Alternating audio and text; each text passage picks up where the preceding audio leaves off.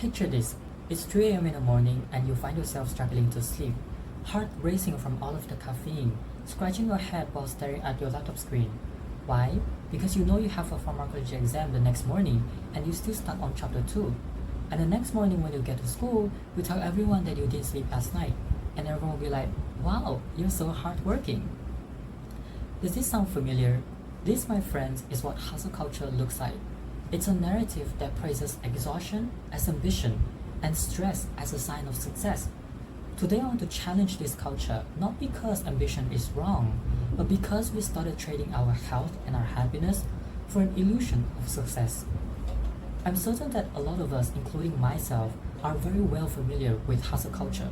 If you're a university student, you've definitely heard of comments like, I only slept 3 hours yesterday because I was too busy studying, or perhaps, we had to stay up until 3 a.m. for the meeting. These comments are far too common in a young person's life, so common that we often don't even bat an eye when we hear them. So I can speak to this from a personal experience. I partook in hustle culture as well and experienced firsthand just how harmful it can be. In my first year of university, I took up a part-time job as a tutor to cover my monthly expenses. At the same time, I joined tons of clubs, all while trying to complete all of the continuous assessment, teacher assignments, and lab reports. Do you want to know the result? My CGPA dropped, and I barely earned much from my part-time job, and despite all that effort, I didn't even get a place in KTSN. It was a wake-up call, a realization that pushing myself to the brim was not leading to the success that I wanted. Today I want to persuade you that it is time for young people to stop chasing hustle culture. We need to start setting healthy boundaries, balance our self-care and work, and redefine success in a way that truly prioritizes our mental health. To achieve this, we will first explore the serious problem that hustle culture creates, particularly for our mental health. Then, I'll offer you a practical solution for managing our task. And finally, I'll explain to you the benefits of adopting this approach to productivity. First, let's take a look at what is the harm of hustle culture creates to our mental health. Consider these statistics. According to a 2023 national study done by researchers from University Malaysia Terengganu, around 72% of Malaysian university students show signs of anxiety, and around 60% of them have depression. So the prevalence of psychological issues among young people is alarming. You may ask, what does this have to do with hustle culture? Well, hustle culture often creates a sense of personal responsibility for our own success and failure. This culture tells us that success is entirely within our control. When we fail, this must mean that we are not sacrificing enough. While this can be true, overemphasis of this message has led so many young people to believe that they are never good enough, and they compensate this by overachieving.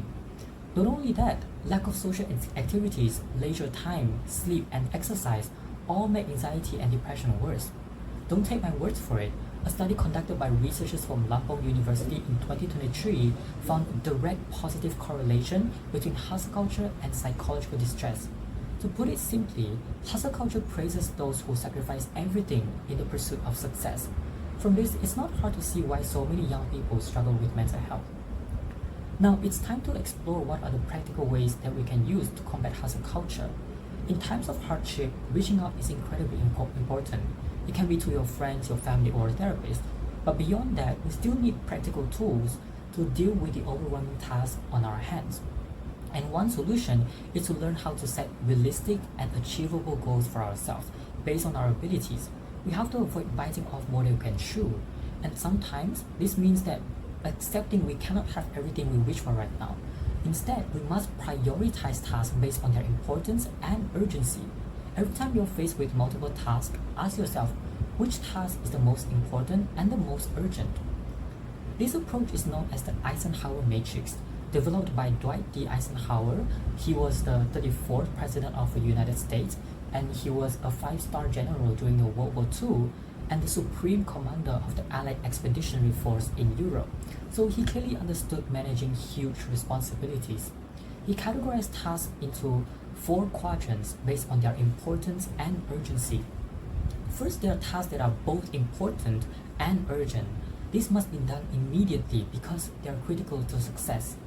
Second, there are tasks that are important but not urgent, meaning that they contribute to your long-term goals but they don't have a deadline, so do them later. Third, there are tasks that are urgent but not important, meaning that they need to be done quickly but they don't affect your long-term goals.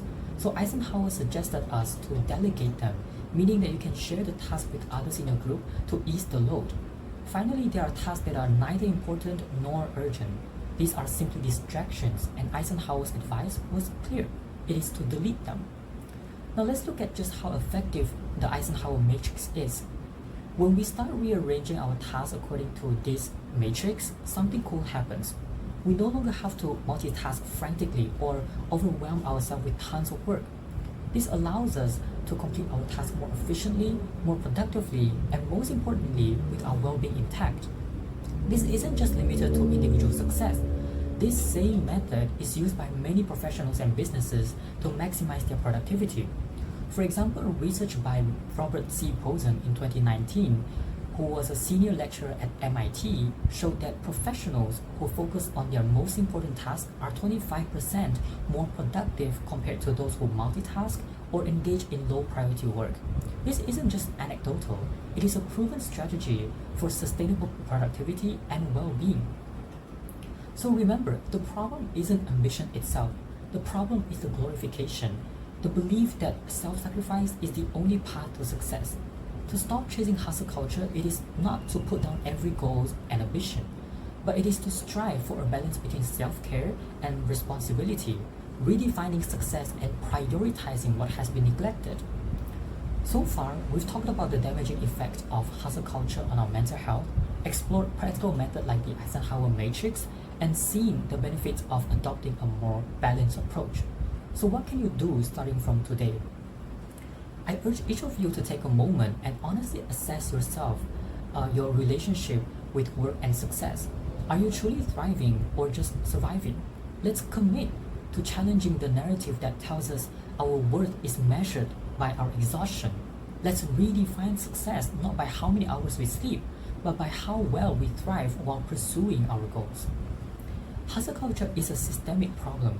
Change won't come easily, but it is possible if we stand together and refuse to accept burnout as a price of survival. The first step is to say no, and the next is to demand better for ourselves and for each other.